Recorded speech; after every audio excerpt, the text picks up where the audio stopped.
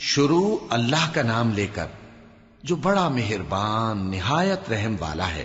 جو چیز آسمانوں میں ہے اور جو چیز زمین میں ہے سب اللہ کی تسبیح کرتی ہے۔ جو بادشاہ حقیقی ہے، پاک ہے، زبردست ہے، حکمت والا ہے۔ وہی تو ہے جس نے ان پڑھوں میں انہی میں سے ایک پیغمبر بھیجے جو ان کے سامنے اس کی آیتیں پڑھتے اور ان کو پاک کرتے اور انہیں کتاب و حکمت کی تعلیم دیتے ہیں۔ اور اس سے پہلے تو یہ لوگ کھلی گمراہی میں تھے، اور ان میں سے اور لوگوں کی طرف بھی ان کو بھیجا ہے جو ابھی ان مسلمانوں سے نہیں ملے، اور وہ غالب ہے، حکمت والا ہے۔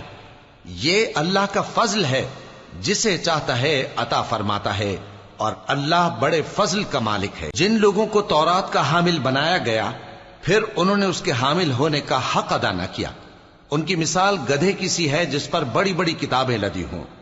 جو لوگ اللہ کی آیتوں کی تکذیب کرتے ہیں ان کی مثال بری ہے، اور اللہ ظالم لوگوں کو ہدایت نہیں دیتا۔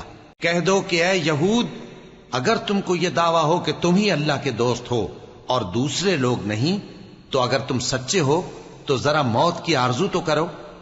اور یہ لوگ ان اعمال کے سبب جو یہ کر چکے ہیں ہرگز اس کی آرزو نہیں کریں گے، اور اللہ ظالموں سے خوب واقف ہے۔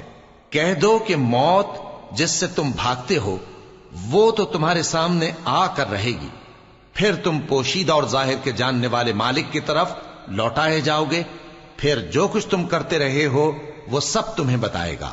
مومنو، جب جمعے کے دن نماز کے لیے اذان دی جائے تو اللہ کے ذکر کی طرف لپکو اور خرید و فروخت ترک کر دو، اگر سمجھو تو یہ تمہارے حق میں بہتر ہے۔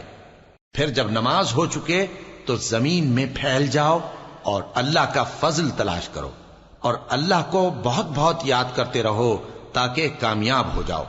اور جب ان لوگوں نے سودا بکتا یا تماشا ہوتا دیکھا تو ادھر بھاگ لیے، اور اے نبی صلی اللہ علیہ وآلہ وسلم تمہیں خطبے میں کھڑا چھوڑ گئے۔ کہہ دو کہ جو چیز اللہ کے ہاں ہے وہ تماشے اور سودے سے کہیں بہتر ہے، اور اللہ سب سے بہتر رزق دینے والا ہے۔